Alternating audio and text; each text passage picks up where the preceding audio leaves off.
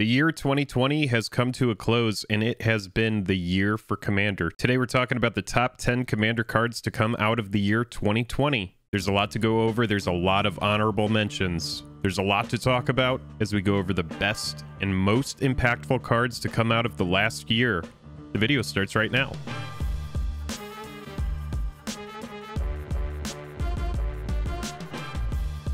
Special thanks to our Patreon supporters who power our channel. Check out our Patreon for monthly giveaways, exclusive content, and even a starring role in our fan fight series. Link in the description below. For a limited time only, if you join the Patreon at any level, you will receive a holographic Jake and Joel Are Magic logo sticker, limited quantity remaining. Hello, welcome to the day. Thank you for spending your time with us. I'm Jake. Welcome back to another episode of Jake and Joel Are Magic. Today, in no particular order, we're talking about the top 10 cards for your EDH deck, your Commander deck, in the 99. The most impactful cards that came out of the year 2020 for Commander. There are so many honorable mentions. There are so many cards that did not make the top 10 list. Today, we've got it. The 10 best cards, and this is the definitive list. So there's no challenging it. It is not an opinion we're talking about today.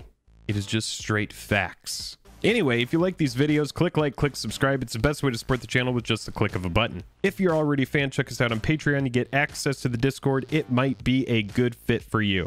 All right, so there's a lot to talk about. Let's get into the video.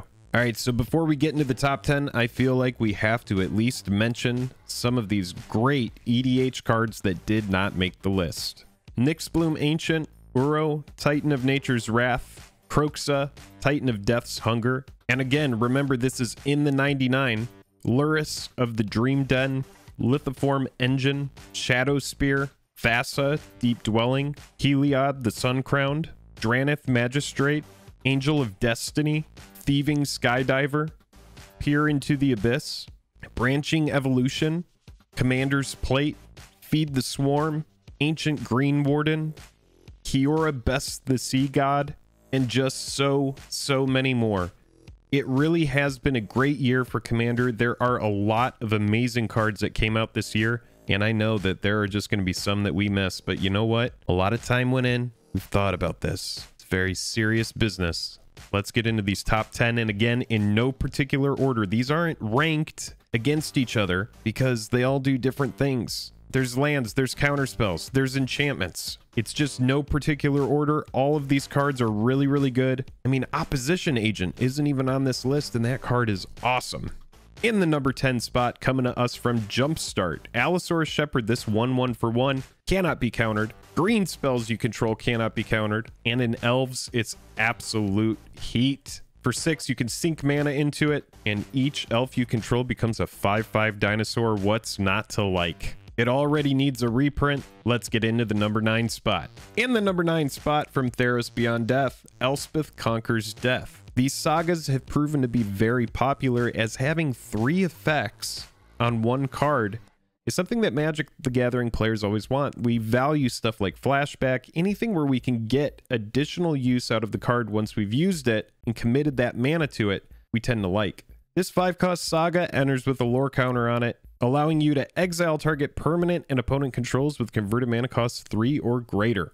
After the second lore counter, we get some nice taxes going, as non-creature spells your opponent's control cost 2 more to cast until your next turn. Finally, after the third lore counter, we're returning a planeswalker or a creature from our graveyard to the battlefield. If it's a creature, it gets a counter. If it's a planeswalker, it gets a loyalty counter. What's not to like, and what more? After you use this card, if you recur it, you can rinse, repeat, and do it all again. Coming to us in the number 8 spot, also from Theros Beyond Death, is Underworld Breach. This combo piece has been hugely impactful in EDH and cEDH, comboing off with cards like Lion's Eye Diamond, Final Fortune, and Brain Freeze. It would be silly if we do not mention this card. It was impactful in Standard when it was in Standard. It's really just shenanigans, and it's one of those cards that I think over the years is going to get better and better.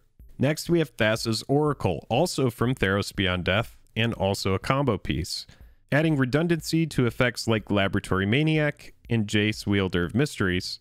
This card serves the purpose of winning the game. You see those words on the card? You win the game is good, and normally when that's on a card, people are going to figure out a way to make it happen. This is also an EDH, cEDH staple, and I imagine we're going to see this card and deal with it for years to come. In the number 6 spot, let's talk about a card that isn't from Theros Beyond Death and is instead from Commander Legends, the late set from 2020. I'm a big fan of Hullbreacher. How about instead of your opponents drawing cards, you instead create treasure tokens that will allow you to ramp and eventually combo off. This 3-cost 3/2 with flash comes in, and instead of your opponent drawing a card, you instead create a treasure token. Oh man.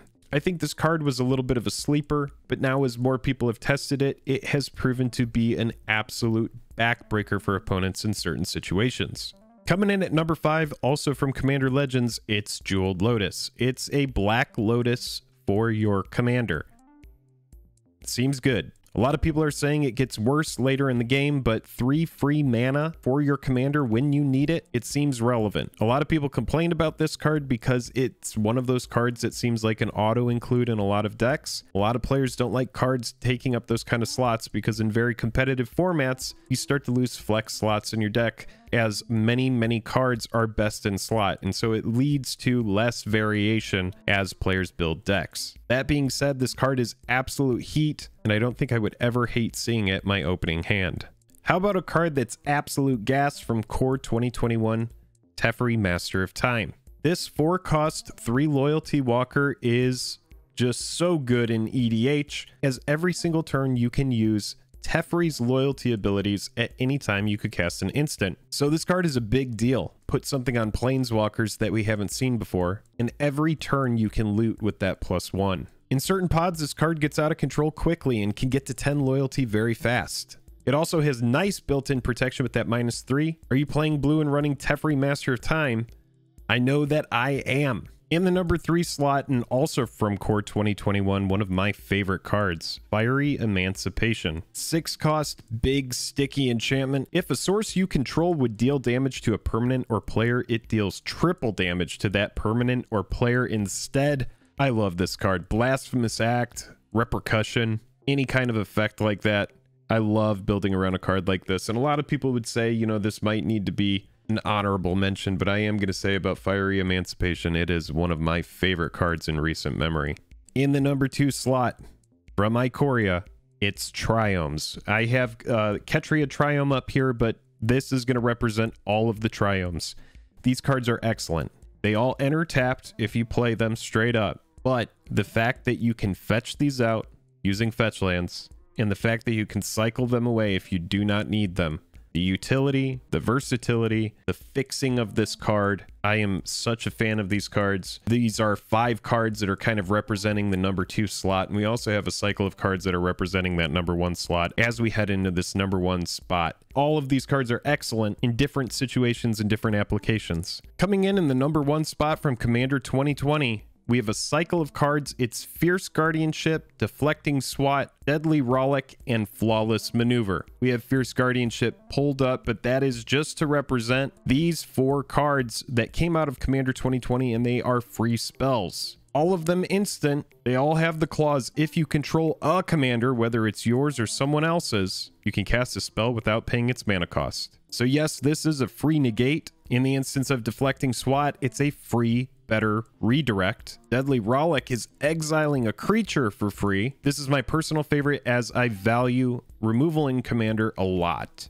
And then Flawless Maneuver, creatures you control gain indestructible until end of turn. This is excellent in response to a board wipe, and again, when it's free, it's just that much better.